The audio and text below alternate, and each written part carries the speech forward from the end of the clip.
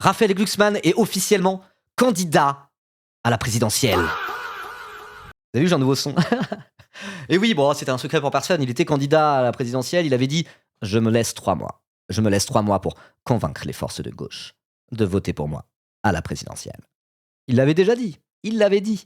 Problème, il a le charisme d'une huître. Il pue la merde. Non, mais en vrai, du coup, il est candidat à la présidentielle, mais plus précisément, il est candidat officiellement à la primaire du Parti Socialiste et de Place Publique. Oh, waouh! Donc bon, hein, on s'y attendait, c'était à peu près sûr. En tout cas, il est candidat à cette fameuse primaire qui va décider de qui est candidat pour l'espace social-démocrate non mélanchoniste. Voilà, c'est un peu comme ça qu'il l'appelle. Donc c'est la fausse gauche. En vérité, c'est plus l'aile gauche du centre, c'est l'espace Parti Socialiste, quoi. De la fausse gauche, de la gauche de droite, vous l'appelez comme vous voulez. On connaît tout ça. La vraie gauche aujourd'hui, elle est hégémonique autour de la France insoumise. On en parlera un petit peu plus tard. Donc il reste quoi? Il reste la fausse gauche, la gauche de droite. Et moi, je dirais plus que c'est l'aile gauche du bloc central en réalité. Glucksmann serait un très beau représentant de cette sensibilité politique-là, mais est-ce que c'est le plus talentueux de son camp? Je ne sais pas. Et justement, le Parti Socialiste et Place Publique vont faire une primaire fermée pour décider de qui sera le plus à même d'être le candidat de cet espace politique. OMG, intéressant, hein. Donc ce qu'on va faire, c'est qu'on va lire cet article de Libération, parce que Libération, ça va probablement être un peu biaisé, hein, évidemment. C'est pour ça que je lis l'article et qu'on va le rééditorialiser à travers ce live. Mais pour aller parler un peu des bruits de couloir et sortir des citations de la famille politique de Glucksmann sur comment ça peut se passer à l'avenir, je suis plutôt confiant sur Libération d'être dans les petits papiers des gens autour de Glucksmann. Donc on va lire l'article de Libération. Je pense qu'il y aura des petites citations sympas à aller chiner. Mais avant ça, on va juste regarder cet extrait de 1 minute 16, on va pas regarder tout le discours, de Glucksmann qui s'annonce officiellement à la candidature. Bravo. Bravo.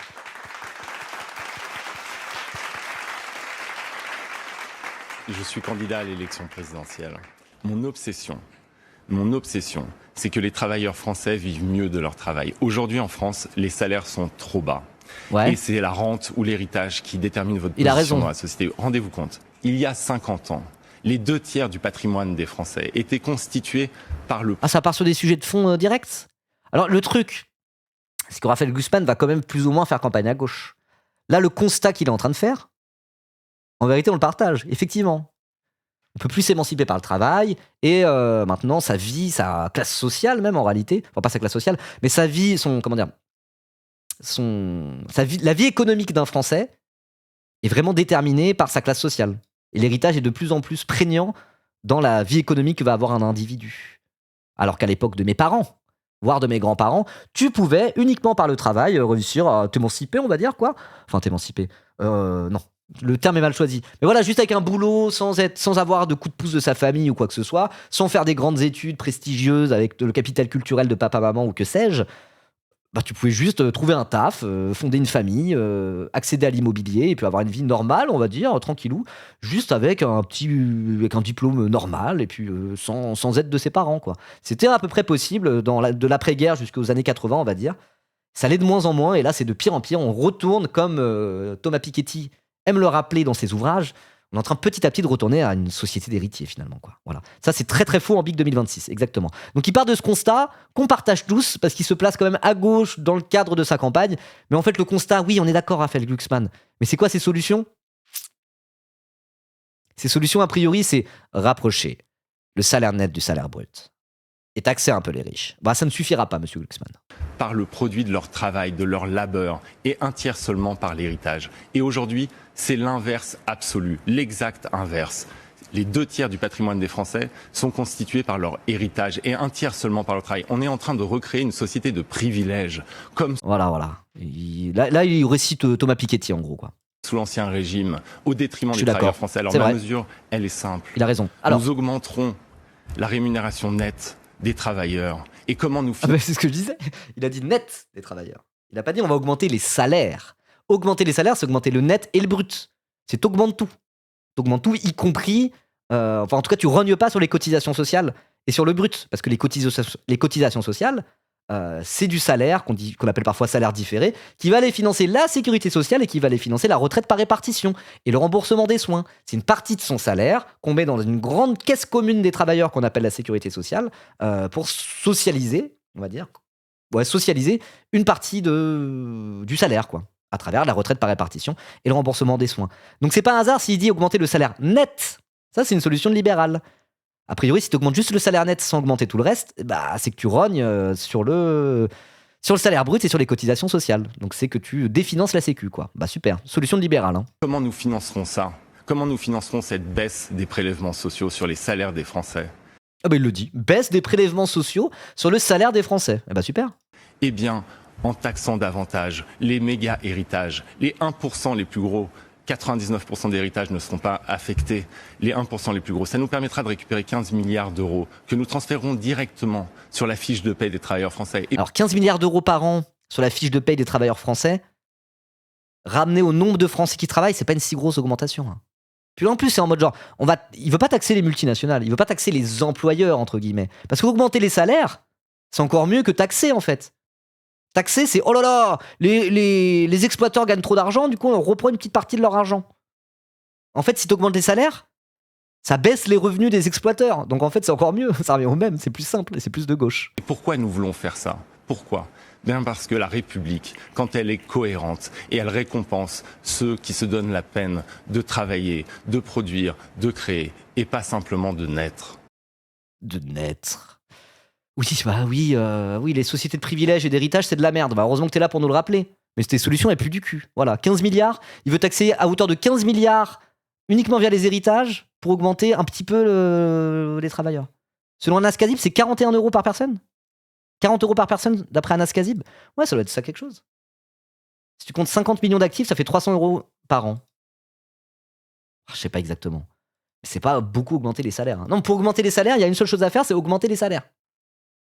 Tu dis aux employeurs, bah, le salaire minimum, il a augmenté, vous payez plus les employés. Avec toujours la même part de cotisation sociale, toujours la même part de brut, etc., etc. C'est la seule solution. On pourrait dire, oui, mais ça va niquer la compétitivité de la France. Bah, je m'en bats les couilles. Ça va. Les multinationales, elles font assez de thunes comme ça et de bénéfices. On rogne un peu sur leurs bénéfices, on prend un peu l'argent du capital et on le met dans le travail. Hop là, ça s'appelle aide de gauche, tout simplement. Et d'aucuns pourraient dire que les tout petits patrons de toutes petites PME, ils vont pas pouvoir le faire. Ils vont pas pouvoir augmenter leurs salariés. Et il y a peut-être quelques boîtes où c'est vrai. Et bah à ce moment-là, pour les quelques toutes petites entreprises qui, eux, pourraient vraiment pas se le permettre, et bah là, tu mets en place des aides de l'État. Et ceux qui peuvent se le permettre, t'arrêtes de donner des aides de l'État et tu les obliges à augmenter les salaires. Et ceux vraiment qui ne peuvent pas, parce que sans ça, c'est mettre la clé sous la porte, bah à la limite, tu maintiens des aides et voilà. Mais ce qu'il faut, c'est la conditionnalité des aides et des exonérations de cotisations sociales, premièrement. Et deuxièmement, vérifier ce qui se passe, quoi. Parce qu'en fait, tout le monde a des aides, y compris les multinationales qui se font des couilles en or. Donc à partir de là, on s'en fout, quoi. Voilà, les 211 milliards d'aides aux entreprises par an, bah tu gardes que ce qui est vraiment utile. Donc les multinationales qui font du bénéfice, les boîtes qui délocalisent, etc., ça dégage, tu gardes parmi les 211 milliards d'aides, peut-être que j'en sais rien, 50 milliards d'aides, pas plus, et tu les mets pour les petites entreprises. Qui, elles, vraiment, ont besoin un petit peu d'aide. Pourquoi pas ? Je dis tout le monde est des aides. Pourquoi je dis des aides ? Ah, des aides, ok, oui, ok. Bref, voilà, je peux pas m'empêcher de parler de fiscalité et d'économie. Hein. Après, c'est un peu une de mes spécialités. D'ailleurs, il faut que je me forme plus pour la présidentielle et que j'en fasse vraiment un de mes axes principaux de stream, quoi. Vraiment en mode, je vais vous prouver pourquoi le programme économique de Jean-Luc Mélenchon est le meilleur et pourquoi un autre monde économiquement est possible. Je pense que je peux être assez bon là-dedans pour convaincre sur l'aspect économique que voter Jean-Luc Mélenchon, c'est pas mettre la France à feu et à sang, et en fait que son programme économique, non seulement il est viable, mais en plus il est enviable. Voilà, pour essayer d'aller convaincre des gens low-key un peu libéraux-centristes. Ou en tout cas fournir un maximum d'arguments pour que tout le monde puisse s'en emparer et le faire, quoi. Donc je pense que je vais pas mal axer cette saison là-dessus. Sur tout ce qui est économique, programme économique de LFI. Détruire les programmes économiques des droitards et des libéraux pour défendre le très bon programme économique de LFI et montrer qu'effectivement, les amis, un autre monde est possible. Voilà. Tu la files pas à Glux, celle-là. Ah non, casse-toi à Glux. J'ai fait une Ruffin sans faire exprès. Il nous faut un programme économique qui ne soit pas seulement viable, mais qui soit enviable. Aïe. Tu pourrais inviter des économistes de gauche en stream ? Ouais, moi ça serait bien. Un petit Thomas Porcher là. Un petit truc comme ça, un petit Lordon même, un petit Lordon. Allez, mais pour parler uniquement économie. Uniquement économie. Bon, on verra. C'est pas encore tout à fait la rentrée là pour moi, c'est la pré-rentrée. Bref, tout ça pour dire que oui, Glucksmann est candidat. Je suis parti un petit peu en tunnel, fiscalité et compagnie. Mais ce qu'on va faire, c'est lire l'article de Libé. qui narre un peu son entrée en campagne. Voilà, parce que Libé, ils sont dans les petits papiers des sociaux-libéraux du centre-gauche. Donc je pense que l'article pourrait être intéressant, à condition évidemment de ne pas prendre au pied de la lettre leur angle, leur ligne éditoriale, parce que sans ça on se retrouve un petit peu à sucer le PS. Évidemment, on parle de Libération. Mais aussi, moi je pense quand même, à voir, mais on a vu certaines personnes de Libération, là, étant donné que LFI a vraiment fait une démonstration de force au meeting de Saint-Denis et commence à être vraiment hégémonique à gauche, même chez Libé, on en avait parlé avant les vacances, même chez Libé, ça commence à un peu moins chier sur LFI et à se rendre un tout petit peu à l'évidence sur certains trucs, voilà. Spoil, Libé et Pro-Glux, ils ont un biais Pro-Glucksmann, mais je suis même pas sûr. En fait, si Glucksmann se ramasse lamentablement et que Mélenchon est à 20% dans les sondages, je pense que même Libé va un peu moins chier sur LFI et un petit peu se rendre à l'évidence, quoi. Voilà. Parce qu'en fait, plus LFI va être en position de force, plus LFI va être hégémonique à gauche, plus des gens du centre-gauche un peu gaze qu'on n'aime pas vont se retrouver à, au final, être un petit peu moins terribles. Je pense. À voir. Mais je veux dire, Libé, on a vu comme des articles où ils étaient assez terribles sur les unionistes et compagnie et sur le PS. Et voire même à dire du bien de certains trucs de LFI, quoi. Même Libé. Il n'y a pas que à Libé que ça chie moins sur LFI, c'est très bizarre. Mais non, c'est normal, ça veut dire qu'on est en train de gagner, les amis. Allô? Ça veut juste dire qu'on est en train de gagner. Pour moi, c'est normal. Voilà. Libé adorerait pouvoir être pro-Glucksmann, mais il est trop nul, ils peuvent pas se le permettre. Voilà, il y a quelque chose de cet ordre-là. Je dois vous rappeler un truc aussi, hein. Tout simplement. Ces journaux-là, ils ont un modèle économique. Ces journaux-là, c'est le cas de l'intégralité des journaux. C'est le cas de Mediapart, c'est le cas de Libération, c'est le cas du Monde, c'est le cas de l'Humanité, c'est le cas de tous les titres de presse. Les titres de presse survivent, certes, avec un peu de subvention publique, mais les titres de presse existent parce qu'ils vendent des journaux. Ils vendent des abonnements à des journaux. Ils sont aussi là pour faire de la thune. S'ils sont en déficit max, à un moment donné, ils vont devoir mettre la clé sous la porte et faire faillite. Vous voyez ? Donc, au moment, est-ce que c'est rentable, ne serait-ce qu'économiquement, pour un journal qui se place au sein de la gauche, de chier sur Mélenchon toute la journée et sucer Raphaël Glucksmann? Pas sûr, hein. Pas sûr, hein. Et plus LFI va être hégémonique à gauche, plus Mélenchon va être perçu comme une évidence, comme étant le candidat de la gauche, et bah plus les journaux qui vont quand même, en dernière instance, continuer à devoir vendre leur papier, bah ils vont peut-être se retrouver à être un peu moins terribles avec Mélenchon parce que les gens vont être de moins en moins anti-Méluche, quoi. Tout simplement, en fait. Il y a aussi des logiques économiques qui sous-tendent les lignes éditoriales des journaux. Hein. Faut pas se leurrer là-dessus. Voilà. Donc c'est pour ça. À voir, ça va être quoi le ton de l'article de Libération. Mais là, pour l'instant, on lit Libération. Il y aura probablement un angle un petit peu pro-Glucksmann sur les bords. Donc bon, on va voir. Mais en tout cas, on va lire ça. Je pense que l'article sera intéressant à lire dans le cadre de ce live, en tout cas. C'est plus discret, mais le vocabulaire pour définir Jean-Luc Mélenchon est vraiment biaisé avec des termes comme révolutionnaire ou outrancier, et tout pour faire peur quand même. Ouais. Alors après, c'est pour faire peur, mais c'est aussi leur avis de petits journalistes centristes, quoi. Tout simplement. Hein. Voilà. Bon, bref. Allez, on va lire. Présidentielle, Raphaël Glucksmann est bel et bien candidat. 3 mois après son premier passage aux 20h de TF1, le député européen a confirmé ce dimanche qu'il se lançait dans la course à l'Élysée. Un chemin périlleux avec pour première étape la primaire organisée par le Parti Socialiste. Donc c'est ce que je disais, il est candidat à la présidentielle, mais plus particulièrement à la primaire du PS. Merci Walladrian pour ton 18e mois. Merci beaucoup. Donc d'ailleurs on parle de LFI juste après. On parle des amphis et de LFI au firmament juste après l'article. Il avait donné 3 mois. Il s'y est tenu. De nouveau invité du 20h de TF1, Raphaël Glucksmann a confirmé ce dimanche 23 août qu'il se lançait dans la course présidentielle et qu'il participera bien à la primaire organisée cet automne par le PS et sa propre formation Place Publique. Cravate noire impeccable et présidentielle, il a d'entrée de jeu tué le suspense. Oui, je suis candidat à l'élection présidentielle. Prenons au passage des accents gaullistes. Je veux une France libre. Le ton est posé, moins saccadé que d'habitude. Bah, en même temps, alors franchement, l'annonce de candidature à la présidentielle aux 20h de TF1, non c'était France 2, TF1 ? Non, aux 20h de TF1, c'est un exercice que tu prépares à l'avance. Hein. Vraiment, c'est t'as appris tes fiches par cœur et let's go t'y vas, quoi. Pour bafouiller sur une annonce de candidature sur le plateau de TF1, faut y aller. Hein. Donc c'est peut-être moins saccadé que d'habitude. Dans tous les cas, il a pas gagné beaucoup en charisme a priori. Hein. Ça reste Raphaël Glucksmann, c'est un mauvais orateur. Voilà. Il avait dû répéter avec Léa Salamé en plus. Léa Salamé qui se retire du 20h du coup. Elle sacrifie sa carrière de journaliste, elle avait largement plus de buzz que Glucksmann à la base, pour que son mari aille lamentablement se vautrer une présidentielle où il a aucune chance. Bah bravo, hein. Bravo. Soutien extrêmement critique à Léa Salamé sur ce coup-là. Il se présente comme un rempart face au RN. Va-t-on offrir notre pays à Madame Le Pen et à l'extrême droite ? Interroge-t-il. Après un été de canicule à répétition et d'incendies hors normes, il se place, sans grande surprise, en défenseur de l'environnement. Je veux être le président de la transition écologique de la France. Du miel aux oreilles des vers. Les socialistes ne sont pas oubliés au passage. J'ai toujours dit que je voulais mener cette bataille avec mes amis socialistes.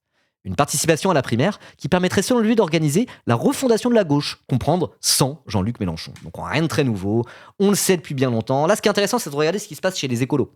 Le PCF, c'est quasiment sûr et certain, c'est presque mort et enterré, on va dire. Roussel va annoncer sa candidature sous peu, juste avant la fête de l'UMA, c'est quasiment acté. Premièrement. Mais c'est pas premièrement que je voulais dire. Mais voilà, on sait très bien que le PS aura son candidat. Point à la ligne. Est-ce que ça sera Hollande? Est-ce que ça sera Glucksmann? Est-ce que ça sera un autre qui va tirer son épingle du jeu dans la primaire? Bon, il y a quand même des chances que ce soit Glucksmann. Là, ce qui est intéressant, c'est de regarder ce qui se passe au niveau des écolos. Est-ce que les écolos vont partir sur une candidature tondelier? Ça m'étonnerait. Est-ce que les écolos vont choisir de rejoindre Glucksmann comme le souhaite Yannick Jadot? Moi, je pense pas. Ou est-ce que les écolos vont finir par se ranger derrière Jean-Luc Mélenchon? Ce qui serait pour moi une question de bon sens. Moi, je pense que oui. Je suis assez optimiste par rapport à ça, quoi. 100% les écolos soutiennent JLM. Moi, je pense que ça en prend fortement cette direction. En tout cas, c'est plus intéressant de regarder ce qui se passe de ce côté-là. Et ça tombe bien, ça sera notre dernier sujet aujourd'hui. Donc, on parlera des écolos après. Là, ce qui est vraiment intéressant, c'est au niveau des écolos. Bon, là, pas de grande surprise. Moi, c'est plus voir un petit peu ce qui se dit dans le camp de Raphaël Glucksmann sur l'officialisation de sa candidature qui m'intéresse. Voilà. Alors que le leader insoumis l'a épargné dans son discours, ce dimanche, à son université d'été, Raphaël Glucksmann, qui a multiplié les mains tendues au PS, à François Hollande et aux écologistes, ainsi qu'aux communistes, dans son intervention télévisée, tire à vue sur son principal compétiteur à gauche. Si je gagne cette primaire, il n'y aura plus jamais d'accord avec Jean-Luc Mélenchon, tranche-t-il. Et d'enchaîner, la gauche française, elle ne se prosterne pas devant les dictateurs. Sauf en Géorgie. Puis de conclure, il ne faut pas avoir peur de Jean-Luc Mélenchon. Alors pourquoi tu parles de lui en permanence si t'as pas peur de Jean-Luc Mélenchon? Et ça, encore une fois, c'est créer du buzz pour la France insoumise. Hein. La France insoumise est au centre de toutes les préoccupations, quoi. Je veux dire, Glucksmann parle 3 fois de Jean-Luc Mélenchon dans une intervention à la télévisée qui dure 10 minutes. En 2 heures de discours, Jean-Luc Mélenchon a parlé 0 fois du PS. Il a parlé du fond, il a parlé d'écologie, il a parlé d'économie. Il a parlé de fond, quoi. Il a parlé de racisme, etc., etc. Il a parlé des sujets de la gauche, quoi. Oh, il a un T4 dans leur cerveau. Hein. Il a un duplex dans le cerveau de l'intégralité de la classe politique française. Que ça soit le RN. Parce que le RN, ils aimeraient bien avoir Jean-Luc Mélenchon au second tour parce qu'ils se disent qu'ils vont le plier. Si c'est second tour Le Pen-Mélenchon, ils regardent les sondages, ils se disent on va le baiser. Donc ils parlent de Mélenchon pour se placer en tant que rempart face à la France insoumise finalement. Le centre, ils parlent tout le temps de Jean-Luc Mélenchon parce qu'ils sont obsédés par Mélenchon. On est contre les extrêmes. On est contre les extrêmes, mais ils parlent beaucoup plus de l'extrême gauche, entre guillemets. C'est pas l'extrême gauche, hein, mais il parle beaucoup plus de Mélenchon que de Le Pen, parce qu'au final, ils convergent plus en termes de programme avec Le Pen qu'avec Mélenchon, en réalité, parce que ça reste le centre, ça reste la droite. Donc en parlant des extrêmes, au final, ils parlent plus de Mélenchon que de Le Pen. Et la gauche non mélenchoniste, eux, c'est les pires. Ils se définissent carrément en opposition à Jean-Luc Mélenchon. Donc au final, toutes les lumières sont sur ce bon vieux Jean-Luc et son mouvement La France Insoumise, qui est, je le redis, quasiment hégémonique à gauche aujourd'hui. Voilà. Merci Juliette Sauvage pour ton 15e mois. Merci beaucoup. Ça laisse un boulevard au vieux pour dérouler son programme. Tout à fait. Et c'est ce qu'on va voir dans la deuxième séquence où là on parlera des amphis et de la position de force de Jean-Luc Mélenchon. Voilà. C'est un stream spécial rentrée des gauches. Quoi. Voilà. Bref, celui qui assure avoir pour obsession que les travailleurs français vivent mieux de leur salaire, qui entend taxer les méga héritages et lancer un plan de sauvetage pour l'école publique, se veut optimiste. Chassons l'esprit de défaite. Nous pouvons gagner. Inch'Allah. Ça m'étonnerait que Raphaël Glucksmann gagne. Hein. Alors, là où il peut être utile, là où il peut faire gagner la gauche, Raphaël Glucksmann, et là où c'est intéressant, là où il peut faire gagner Raphaël Glucksmann la gauche, c'est que si jamais il se maintient au premier tour avec un score pas trop dégueulasse, disons qu'il est à 10-12%, imaginons qu'il arrive à faire 10-12% à la fin, bah moi je trouve que c'est plutôt bien. Pourquoi ? Parce que s'il fait un score pas trop dégueu, ça fera du vote utile en moins pour une candidature type Édouard Philippe ou compagnie. Parce que le socle électoral potentiel de Raphaël Glucksmann, c'est plus le bloc central que la gauche, quoi. La gauche, le vrai centre-gauche, ceux qui ont voté au NFP, etc., ils vont pas voter pour Raphaël Glucksmann en vérité, ils s'en battent les couilles de Raphaël Glucksmann pour la plupart. Il y en a peut-être quelques-uns, mais c'est vraiment minoritaire. Ce bloc-là, le bloc gauche dans ce pays, les gens de gauche en France, ils vont voter pour Mélenchon. Parce qu'ils vont voter utile pour Mélenchon et qu'il y aura une dynamique autour de Mélenchon, etc., etc. Ça, c'est presque d'ores et déjà acté. Il est d'ores et déjà à 16% dans les sondages qui le sous-estiment. Donc bon, là-dessus, voilà, les gens de gauche, ils vont voter Méluche, a priori.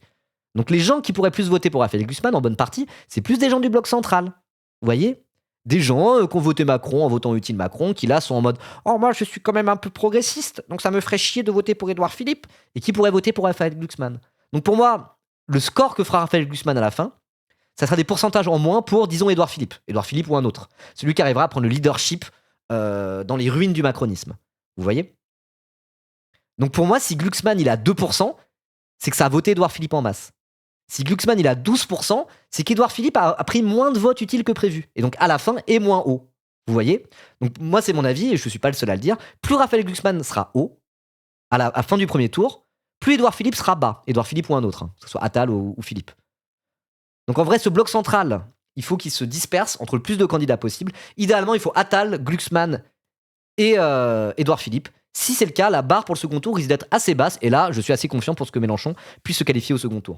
Si par contre Édouard Philippe s'écroule totalement, Attal se retire en cours de campagne parce que Édouard Philippe est trop haut, ou un scénario comme ça, et ben là, on peut avoir un Édouard Philippe qui prend un max de votes utiles de gens qui veulent éviter les extrêmes, n'est-ce pas? Et arrive à avoir quand même un beau score au premier tour, et même être au-dessus légèrement de Jean-Luc Mélenchon. Pour moi, c'est le seul scénario qui fait que Mélenchon n'est pas au second tour. Vous voyez? Attal va se rallier à Philippe. Il y a des chances. Donc on verra. Donc un PS qui tire pas trop la gueule, en fait, ça serait plutôt une bonne chose pour que Mélenchon puisse se qualifier au second tour. Donc au final, quand Raphaël Glucksmann dit « Chassons l'esprit de défaite, nous pouvons gagner », bah oui, vas-y. Fais gagner Jean-Luc Mélenchon au premier tour en siphonnant des voix de vote utile à Édouard Philippe. C'est le seul rôle que tu peux avoir pour faire gagner la gauche, donc banco, on y va. Là, dans les sondages, Méluche est au second tour. Mais oui, c'est un truc de ouf. Regardez. Il est à 16% là. Bien avant la campagne, c'est du jamais vu. Devant Édouard Philippe à 14. Alors attention avec ce sondage, il y a Édouard Philippe et Gabriel Attal. Il y a les deux.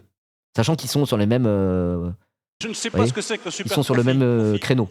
Donc si Gabriel Attal se joint à Édouard Philippe, bon, Édouard Philippe fera plus de 14%. Mais Jean-Luc Mélenchon fera aussi plus de 16%. Ne serait-ce que parce que, hop là, il y a Marine Tondelier à 3% juste ici. Donc ça joue. Voilà.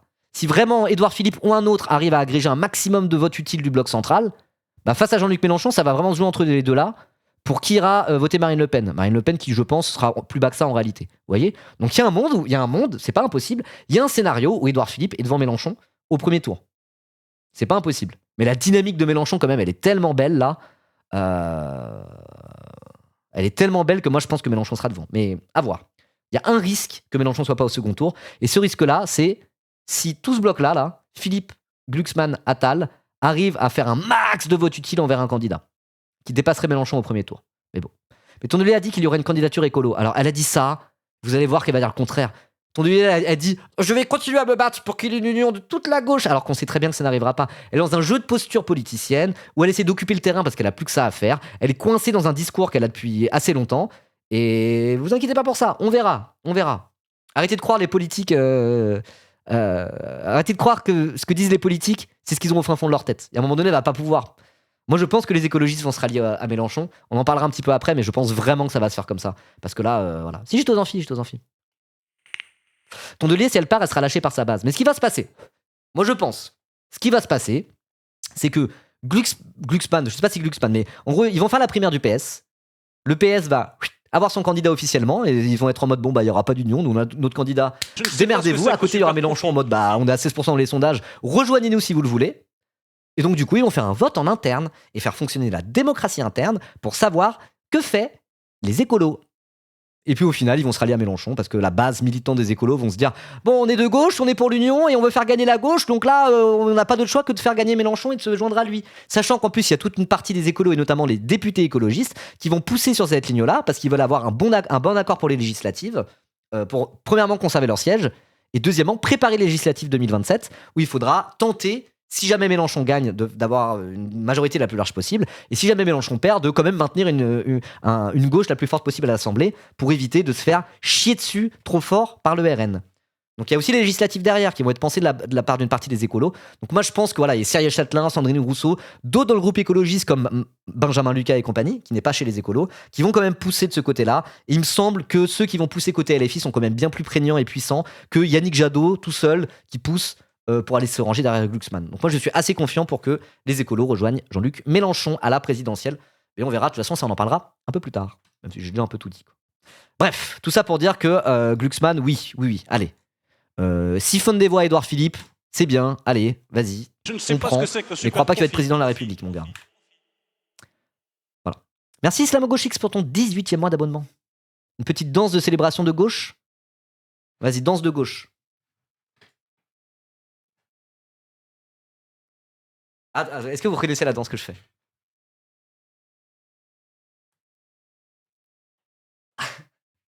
Vous l'avez ou pas? C'était ma danse de célébration de gauche. Non, c'est pas Rabbi Jacob. Non, c'est pas Rabbi Jacob. Non, non, non. Non, vous l'avez pas. Putain. J'ai peut-être mal fait. Hein.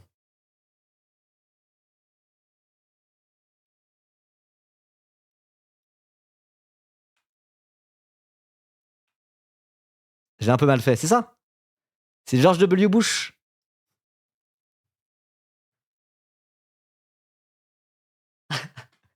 Vous l'aviez pas?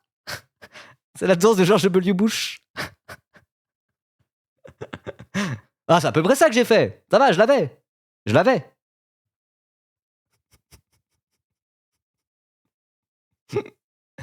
Aïe, aïe, aïe, aïe, aïe, aïe, aïe.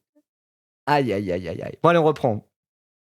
L'eurodéputé, on parle toujours de Raphaël Glucksmann, s'est donc déclaré au soir du discours de rentrée de Jean-Luc Mélenchon, incarnant un peu plus le retour des gauches irréconciliables après la parenthèse unitaire du NFP aux législatives 2024. Oui, oui, c'est ça. En même temps, oui, c'est les gauches sont réconciliables. Genre, enfin, allez pas me dire qu'on peut faire une gauche qui va de Glucksmann à Mélenchon, c'est faux, stop. Une séquence petit à petit refermée par les choix socialistes de ne pas se lancer dans une primaire ouverte aux écologistes et autres formations de gauche pour privilégier une désignation réservée aux adhérents du PS et de Place Publique, leur fameuse primaire fermée, auquel va participer Glucksmann, c'est à présent officiel. Certains sympathisants, acceptant de payer 15 €, pourront eux aussi voter. Le saut de Glucksmann dans le grand bain présidentiel intervient également à 5 jours de la rentrée des socialistes, qui se retrouvent vendredi et samedi pour leur campus de Blois. Ce timing agace beaucoup dans l'entourage de leur premier secrétaire, Olivier Faure, qui compte lui aussi être candidat, mais ne peut dégainer aussi vite. Il y avait un accord pour faire de Blois un moment d'unité et non de début entre candidats à la primaire, grince-t-on chez les fidèles du député de Seine-et-Marne. Donc voilà, Olivier Faure, lui, il est plus unioniste que Glucksmann. Il aimerait faire l'union avec le groupe écologiste avec un maximum de gens. Glucksmann, il est en mode bah non, on s'en bat les couilles, let's go, on y va, je serai candidat et tous derrière moi, car je suis un gros sosdem de merde, low-key macroniste. Bon, a priori, c'est plus la ligne Glucksmann qui l'a remporté en interne au PS et chez Place Publique. Donc Olivier Faure, t'es finito, Olivier Faure. Enfin, je veux dire, la ligne Olivier Faure est vouée à ne pas se réaliser de la même manière que la ligne Marine Tondelier est morte en fait. Ça n'arrivera pas. Il n'y aura pas de primaire ouverte. Arrêtez avec ça. Voilà. Il fallait qu'il prenne le lead, justifie au contraire un élu qui connaît bien Glucksmann. On lui reproche depuis 3 mois de louvoyer. Là, il y va. Ce n'est pas la même chose d'aller à Blois en étant candidat. L'an dernier, il avait été accueilli froidement. Personne ne l'avait calculé. Là, en y allant comme candidat, il sera forcément au centre du jeu. Il crée l'événement. Oui, ça énervera ceux qui sont déjà ses adversaires, mais ça renforcera aussi ses soutiens. Voilà, donc il a fait son coup juste avant les universités d'été du PS, histoire de se positionner au maximum. Il est long cet article, j'ai la flemme de le lire en fait. Il est long sa mère. Mettre la pression sur le PS. Oui. On lit en entier ou on avance un peu? J'ai la flemme de le lire en entier. Hein. Non? C'est pas intéressant en fait, j'ai tout dit 6000 fois. Hein. Lisez Libé. Lisez Libé, ouais. Lisez. On va peut-être passer certains paragraphes. Hein. Il y a des trucs qui m'intéressent que moyennement, hein, j'avoue. Mais ça de côté pour finir sur Glucksmann et rigoler. 2 liens. Attends. J'ouvre tes liens. Je ne sais Merci pas Nico ce que c'est Pont pour le super sub. profit. Merci beaucoup. Merci infiniment, je dirais même. Hop là. C'est quoi ces 2 liens?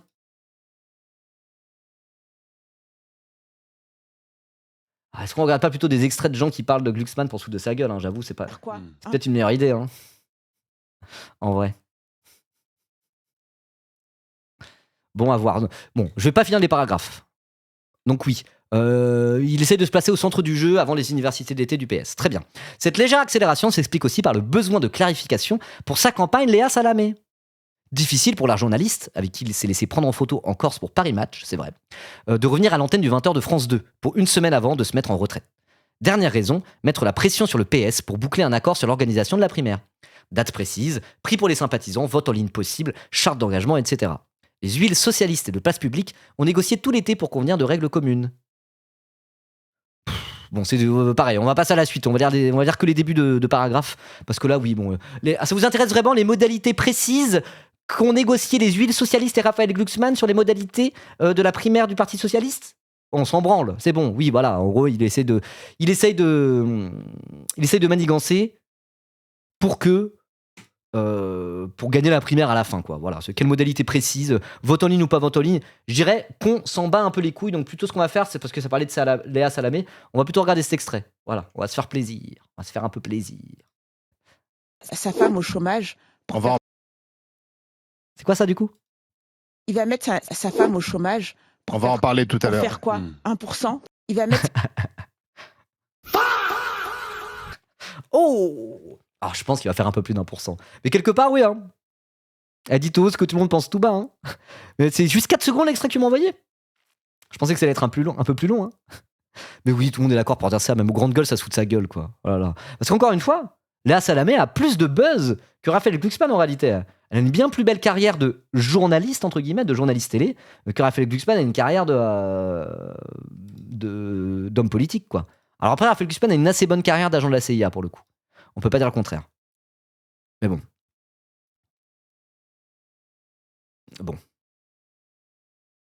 Bon. Allez, cette annonce du député européen est ceci dit tout sauf une surprise, effectivement.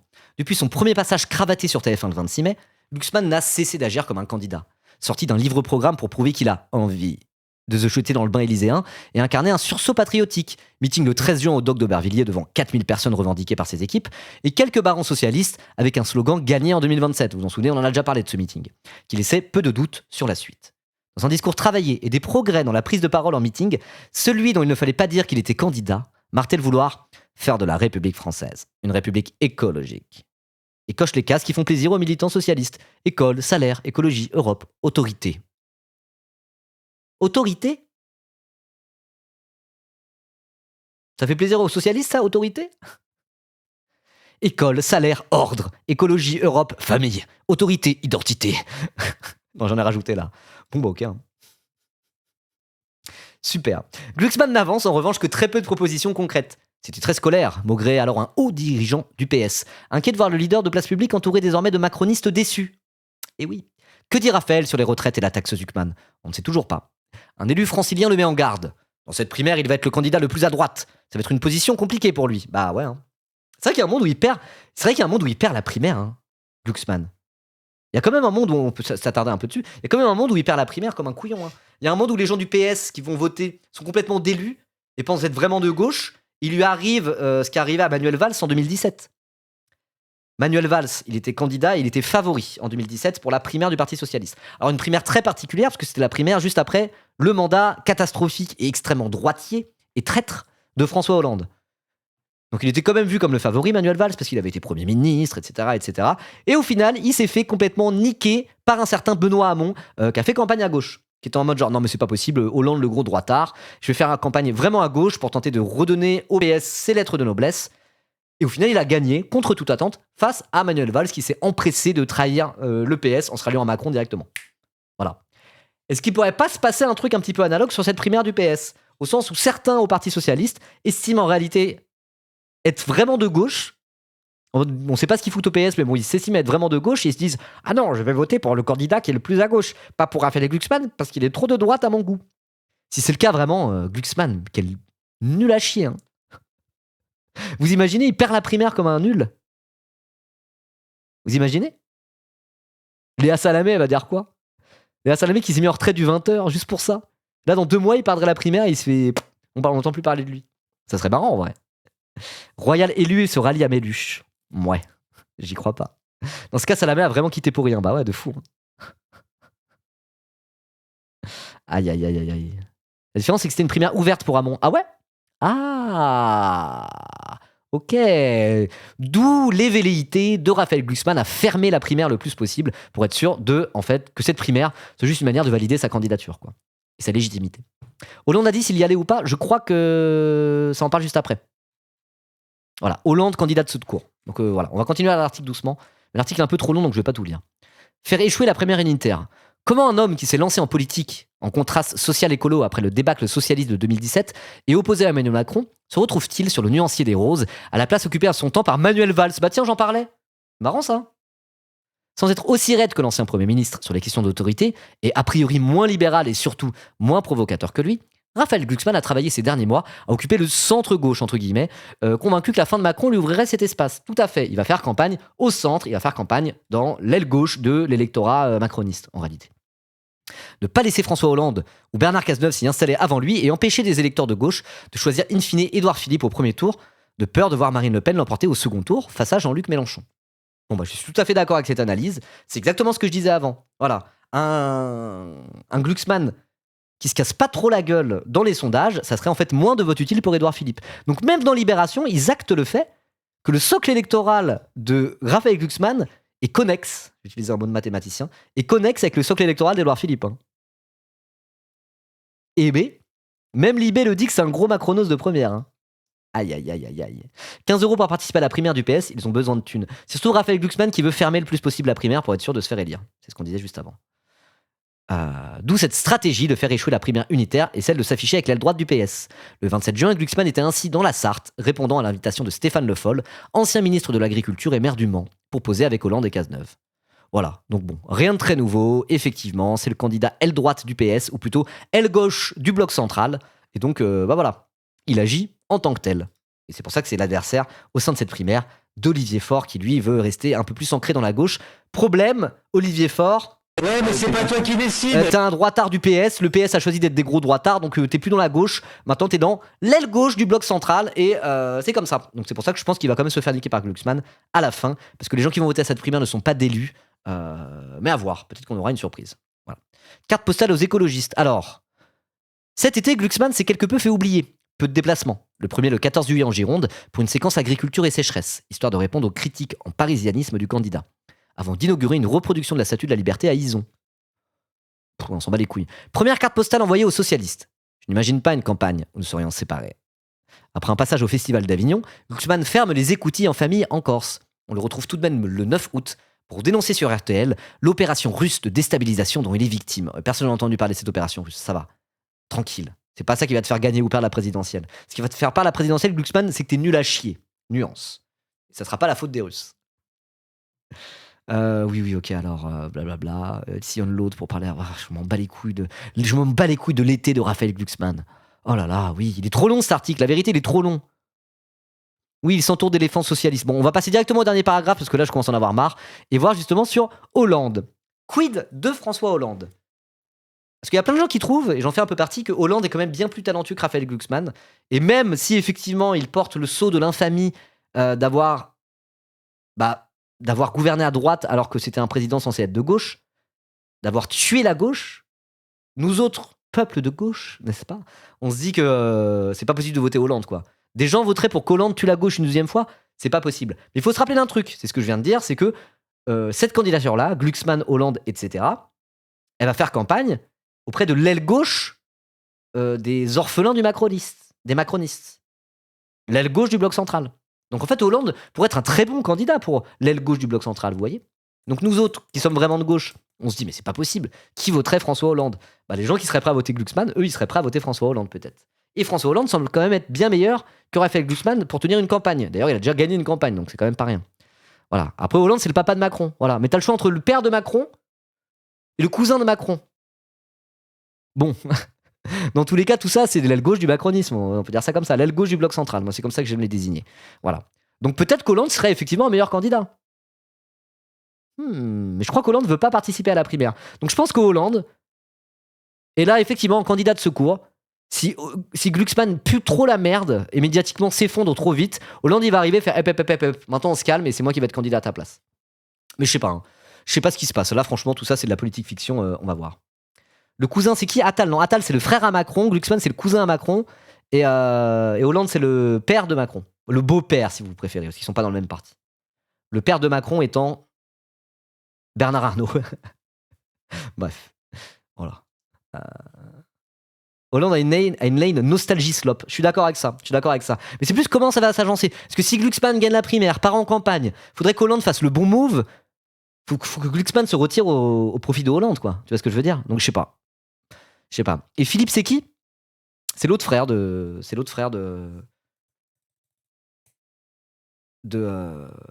Macron. Non. Philippe, c'est le frère de Macron. Attal, c'est le fils de Macron. Hollande, c'est le père de Macron. Et du coup, Glucksmann, c'est son cousin. Voilà. C'est plus ça. Bon, bref, peu importe. Tout ça pour dire qu'ils appartiennent tous au bloc central, bien plus qu'à la gauche. Et c'est pour ça, d'ailleurs, qu'aujourd'hui, LFI est hégémonique à gauche. Parce que eux, en termes de socle électoral et de ce genre de choses, en fait, c'est plus la gauche du bloc central. Même si on peut les considérer, d'une certaine manière, comme faisant partie de la gauche au sens élargi française. Mais bon, bref, vous avez compris où je voulais en venir. Du coup, Hollande. À voir si la campagne et les débats télévisés pour la primaire lui permettront d'offrir d'autres gages écolos. D'autant plus que les conditions d'organisation de la primaire sont taillées pour lui. Sauf que, pour l'instant, c'est le plus mauvais des scénarios pour lui, et si main de ses anciens proches. Raphaël avait construit une stratégie pour éviter cette primaire. C'est un premier échec. Normalement, une primaire doit propulser le vainqueur. Or, le nombre de votants sera faible, et personne ne pense aujourd'hui que le gagnant a une chance d'être président de la République. Donc tous ses adversaires vont jouer le coup d'après. Même s'il l'emporte, le PS va le planter. Comme ils l'ont fait avec Royal, Hamon ou Hidalgo. Bon, c'est pour ça que je voulais lire l'article Libé à la base. T'as souvent des petites citations de gens du PS là, qui disent pas leur nom et qui disaient un peu les termes.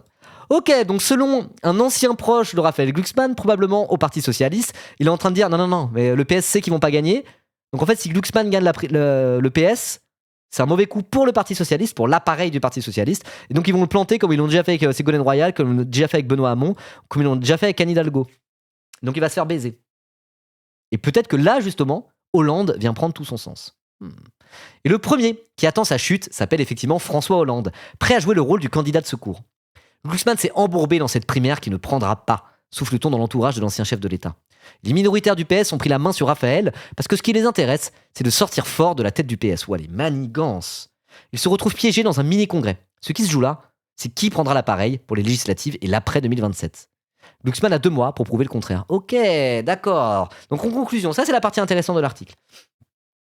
Le truc, c'est que le PS ne joue pas la présidentielle en fait, avec cette primaire. Ils jouent un espèce de mini-congrès. Ils vont voir qui a le leadership au sein du Parti Socialiste. Vous voyez ? Donc là, c'est baron noir. Hein. Là, c'est vraiment de la politique politicienne plus. Vous voyez ? Ils sont pas en train de jouer la présidentielle, le PS, là-dessus. Ils savent qu'ils vont pas gagner. Glucksmann, lui, il joue vraiment la présidentielle. Mais il est obligé de participer à la primaire du PS. Du coup, Glucksmann participe à la primaire pour tenter de se donner une légitimité pour être candidat à la présidentielle. Problème, le PS, ils font cette présidentielle plutôt pour régler leurs comptes entre eux, voir ça sera quoi la ligne du PS sur les années à venir après la présidentielle qu'ils vont perdre de toute manière. Et donc, du coup, Glucksmann utilise une primaire pour se donner une légitimité qui n'a vocation pour le Parti socialiste à ne pas faire la présidentielle, mais à régler les problèmes d'appareil du PS et préparer l'après. L'après-présidentielle. Donc si Glucksmann gagne la primaire, le PS, ils vont pas être trop contents. Ils vont être en mode, bah quoi, c'est quoi notre avenir ? C'est de se rallier derrière Raphaël Glucksmann ? Notre avenir, c'est de se faire phagocyter par Glucksmann ? Ils ont pas envie de ça. Et donc, s'ils sont baisés par Glucksmann sur cette histoire de primaire, bah il y a Hollande qui va arriver et faire pep. Allez, le patron revient, allez tous vous faire foutre. Et donc il serait prêt à faire perdre Glucksmann uniquement pour préparer pour des logiques d'appareil et pour préparer l'avenir du Parti Socialiste, pas l'avenir de la gauche social-démocrate française ou que sais-je, quoi. Voilà. Donc bon. La phrase est intéressante. Glucksmann se retrouve piégé dans un mini-congrès. Ce qui se joue là, c'est qui prendra l'appareil pour les législatives et l'après 2027. Glucksmann a 2 mois pour prouver le contraire. Donc ça sera dans 2 mois la primaire du PS. Ça sera intéressant à suivre. Mais si Glucksmann perd, bon bah quelque part tant mieux pour le PS qui aura un candidat. Si c'est Olivier Faure, ça fout un peu la merde. En fait, si Glucksmann gagne, au moins c'est clair. Je pense que les écolos vont se rallier à LFI, point. Et si Olivier Faure finit par gagner la primaire, tout pourri. Je sais pas ce qui va se passer. En tout cas, il y a quand même des chances non négligeables que Glucksmann gagne la primaire et derrière se fasse savonner la planche par le Parti Socialiste, qui finit peut-être même par envoyer un François Hollande ou quelque chose comme ça. Bon, en tout cas, voilà, c'est bordel de ce côté-là de la gauche française, n'est-ce pas ? C'est pas vraiment la gauche. Heureusement qu'il y a un certain Jean-Luc Mélenchon pour relever le niveau, qui lui vraiment joue pour le titre. Et ça pourrait être notre conclusion de cette petite séquence. Ce qui est bien aussi, c'est le fait que Jadot dise officiellement soutien à Glucksmann. Ça vous la porte à l'autre camp au sein des écolos, afficher de plus en plus leur soutien à JLM. Et ouais, bon, on en parlera juste après ça. Mais bon, du coup, en conclusion, Glucksmann est officiellement candidat. Faut qu'il gagne la primaire du PS. Et qu'il arrête de nous casser les couilles. Voilà. En attendant le PS, réglez vos histoires, faites vos primaires de merde. Moi, j'en ai plein le cul. Mais une chose est sûre, c'est que là, c'est de la politique politicienne. C'est des manigances et des logiques d'appareil. La primaire, ça risque d'être d'ici 2 mois. Côté écolo, ça devrait être réglé d'ici à peu près 2 mois. Donc ce qu'on sait, c'est que courant novembre, logiquement, le contour des différentes candidatures pour la présidentielle à gauche seront fixés. Voilà. Donc on verra. En fonction du résultat du PS, de la primaire du PS, on verra si les écolos finissent par se rallier à LFI ou pas. Moi, je pense qu'il y a quand même des chances. Le PCF, c'est acté. Normalement, ils vont envoyer Fabien Roussel. Il va être candidat annoncé d'ici 2 semaines, quelque chose comme ça. Le 6, juste avant la fête de l'UMA, je sais plus. Donc d'ici novembre, ça sera réglé, quoi. D'ici la fin de l'année, ça sera réglé. On saura les différents périmètres des candidatures à gauche, même si ça peut évoluer avec le temps. Voilà. Donc bon.